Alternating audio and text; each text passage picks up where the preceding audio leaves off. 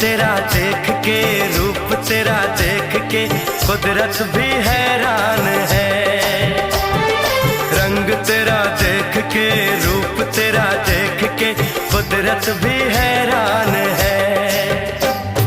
फूलों सा चेहरा तेरा, कलियों सी मुस्कान है।